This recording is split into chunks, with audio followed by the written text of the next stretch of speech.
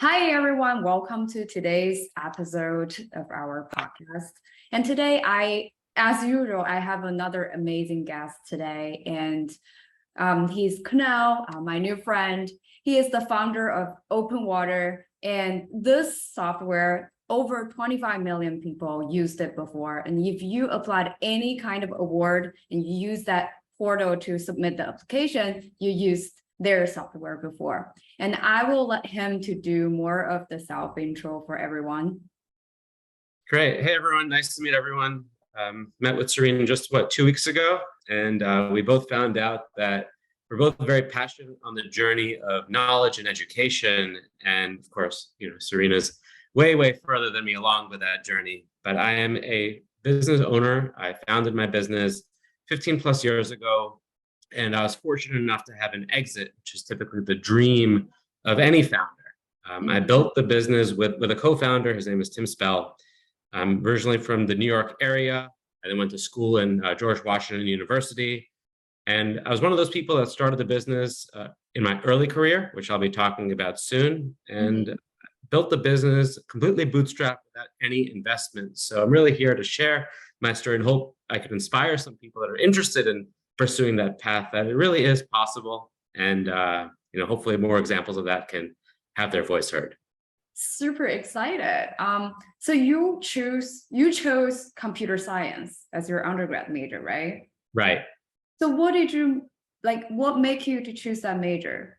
Yeah, it's a good question. I think a lot of people you work with are struggling to decide what excites them or what they want to work into. And I hate to say that I was fortunate that I never had that problem.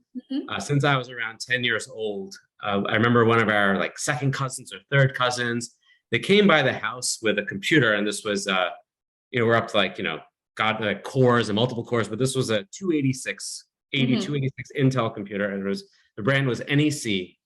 And it had a programming language on it. It had Quick Basic, Q Basic. And along that time, I was, a 10-year-old kid. There was a magazine that still exists today. It's called Highlights Magazine. It's a children's magazine. And at the time, on the last page of the magazine, there was programming exercises. Because it's like, oh, if your parents have a computer, why don't you go type these things in and you'll see the computer do some cool things. But you were 10 years old, you said? Yeah, wow. So as 10 years old, I was fortunate enough to have a computer in the house, have a kids magazine that had exercises. And then by the time I was 16, I was programming and receiving income. So imagine you're a 16-year-old. My brother was working at the bowling alley when he was 16. I was writing a database for a real estate office. So it was very lucrative very early, and I was good at it. I enjoyed it. So when it came to picking a major, at the time, it was computer science and computer engineering. And my parents were like, we think engineer is safer. But I was like, I just love the software side of it. And then it turns out that was the right decision because computer science and computer engineering, it was just a different name depending on the school. So I think for those that are deciding on a major now, you might be getting pressure from other people based on what they know, right? My parents came from India. Engineer was a very safe path. Scientist is very academic, but the reality is in the workplace, everything changes so quickly and it takes time for those labels to catch up. But no, I picked it because I love the practice of it. Every day, even today, I spend time doing a little bit of programming. It's something that just genuinely excites me. I think that is quite an answer, quite an experience. And if you apply school, I think that would be the perfect application essay. Talking about you start to program 10 years old and you might even get the scholarship. That's just so amazing from an admission point of view. Okay, so you had so much passion about your major. What would be something great about computer science? Yeah, I think that, I'm biased. I feel like I'm always solving puzzles. And I think that there's the term struggling artist or starving artist, which is if you want to pursue the fine arts or music, it takes a long time to, let's say, become famous or to have your music picked up. And you can even spend your entire life's work discovering things and never being paid for it. I think what's cool about the engineering discipline, specifically computer science, is that yesterday I went on a walk. I had an idea in my head. Today, this morning, I built it out and I got to test it. The excitement from a dopamine perspective in computer science is unlike any other field because you can go from idea to invention Hmm. all by yourself. Yeah. And not only do you get the excitement of artistry, there's also a financial reward. So I think that's one of the cool things I could say about this profession of this major.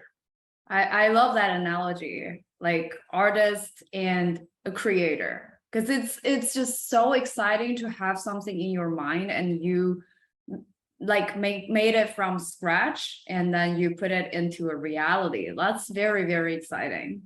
Yeah, and I think that I mentioned earlier I have a bootstrap business. Of course, now there's an investor and everything, but for the first Hmm. 15 years, we just built it ourselves, and we got 25 million people a year using it, paying for it.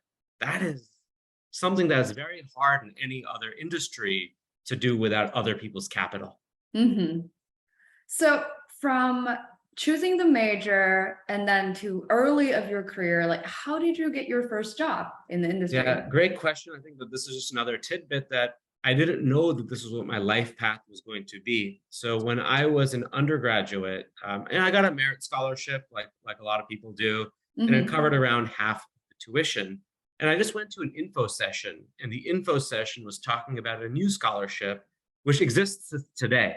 So Hmm. everyone listening who's interested in computer science, I recommend you look at this scholarship. It's called the Information Assurance Scholarship Program. This one's for US citizens, but I imagine all governments are promoting this. It was a scholarship around computer security, cybersecurity, and Hmm. every day we see there's a hack or there's extortion or there's ransomware. So Hmm. this was, 20 years ago or so, there was a scholarship that we will teach our computer scientists how to become cybersecurity professionals. And all of my college was free, all of my grad school was free, but as payback, I had to work at the federal government and also overseas at NATO for a couple of years. So I was very fortunate, and I realized this my senior year that a lot of people spent a lot of time worried about where am I going to work. The interview. Hmm. If you think the Exactly. college admission process is stressful, when Hmm. you're about to go up on your own 4 years later and you're looking for a job, that's terrifying. Yeah. I was fortunate enough not only to have the job lined up for me by the scholarship, but it was also a high paying job. So I think that for those that are out there, there's a lot of scholarships, look for them. And then specifically, this one still exists today. They give thousands of these scholarships at every university for cybersecurity. Wow. Well, everyone take notes if you're into STEM or computer science. This is so informative and very important. It's Yeah, like there's going to good. be Hmm. more demand for information security professionals even than there are today. There's going to be more hacks, so there's going to be more people that we need to be on the good side. So definitely.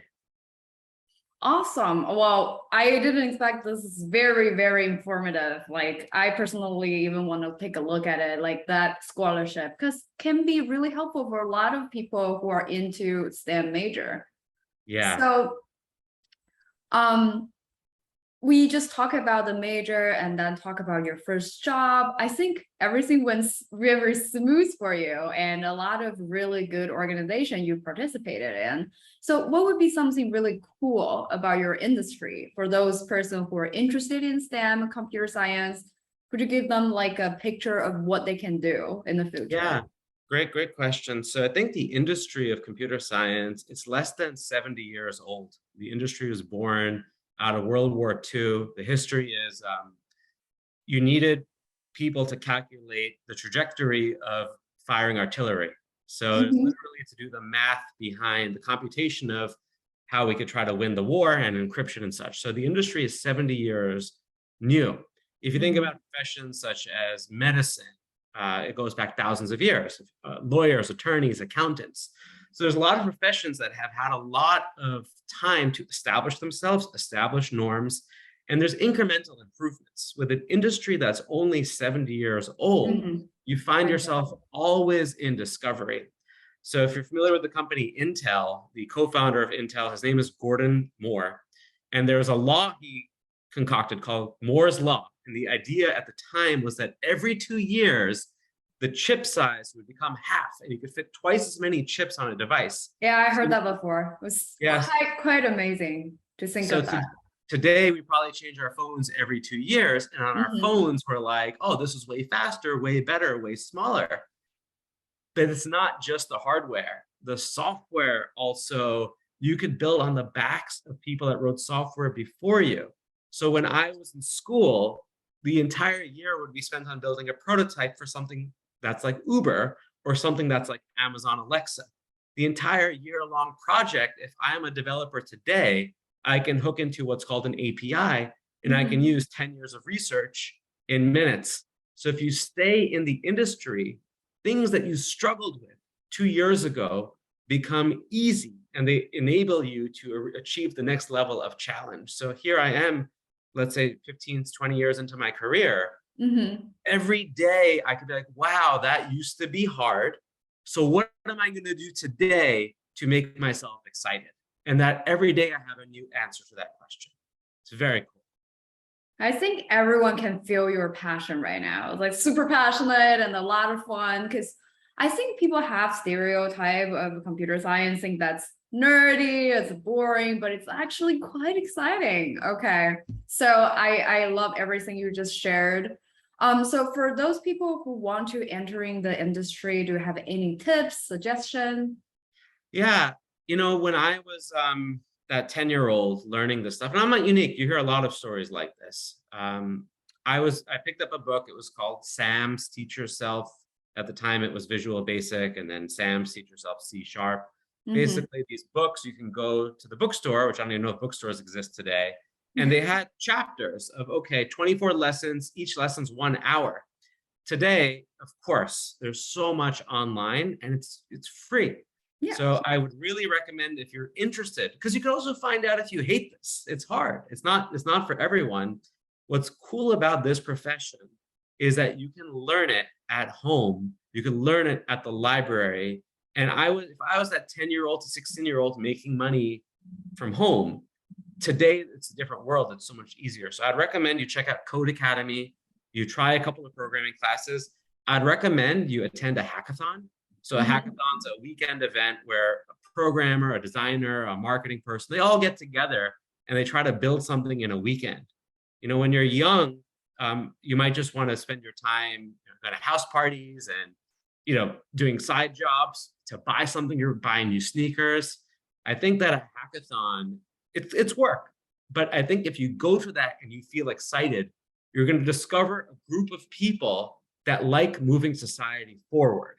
I'm not saying don't party or anything, but I'm just saying expose yourself to a hackathon, early in college or late in high school or even soon after college. I think that between what you can do from learn from home, like Mhm. codeacademy.com, and then be inspired by others, attend a hackathon. Those would be the two tricks and tips I would suggest.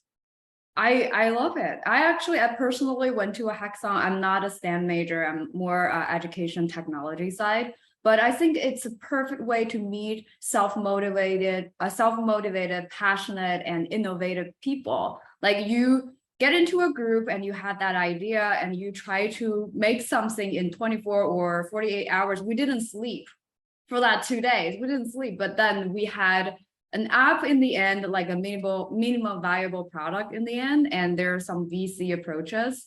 It was a wild but super excited experience. So yes, I totally agree. Everybody should try if you're interested in STEM major. Yeah, the experience you'll get in 2 days is more than you'll get from a 6 or 8 week summer course. So, though that would be my tips. There's a lot you can do for free or for very little money, and the amount you'll learn, it'll build your character. And today, I use lessons I learned 10 years ago. I mean, it always holds true. You never think you're going to use it again, but you really do. Thank you so much for your sharing. This is super informative, and I would love to share this with everyone who is interested in STEM, not only for the students who are interested in this major, but there are a lot of people in different industry who are thinking about, should I look into computer science? I think today's information is definitely a good start. Awesome. Well, good luck, everyone. Thank you so much. All Bye, right, take care. everyone.